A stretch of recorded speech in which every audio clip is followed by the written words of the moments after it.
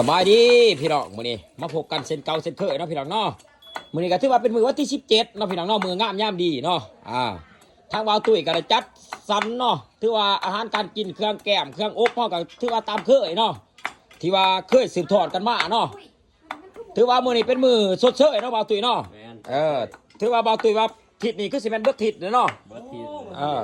ยกเว้นถือว่าวันศีลเนาะวาวตุ้ย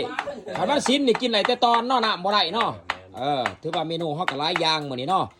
ขอเชิญเด้อพี่น้องเด้อพ่อแม่พี่น้องทุกคนบ่ว่าอยู่ภาคเหนือภาคกลางภาคใต้เนาะหรือว่าบ้านไกลชิดมิตรไกลเคียงเนาะเครื่องแกงเฮามื้อนี้ก็มีหยังอบหัวงัวเนาะแล้วก็ทอดขนมครกพี่น้องเนาะประชาสัมพันธ์ถึงสายตูดพี่น้องอยู่มุมไหนแก่ไหนก็ถือว่าฟื้นนะบ่ตื่นนะบ่เนาะก็ให้ดีมาเพิ่นว่าคันบ่ทันได้กินข้าวก็มาปั่นข้าวนำเบาตุ้ยก็ได้เนาะถือว่าเบาตุ้ย1ข้าวไว้2หวดบักใหญ่พี่น้องเอ้ยถือว่าเบาตุ้ยก็เบาโศกยินดีต้อนรับพ่อแม่พี่น้องทุกภาคส่วนเนาะบ่ว่าอยู่เหนืออยู่ใต้อยู่บ้านทงบ้านทาบ้านป่าบ้านร้อนก็ขอเชิญชวนลุกขึ้นมากินน้ำกันอีกเนาะมื้อนี้เนาะถือว่าเบาตุ้ยตั้งเป้าแม่นมื้อนี้ก็แม่น10แก๊สเนาะบ้านนี่ก็ถือว่าเบิดเท่าไหร่15เนาะบ้านนี่เนาะมื้อนี้สิเอา10แก๊สเนาะ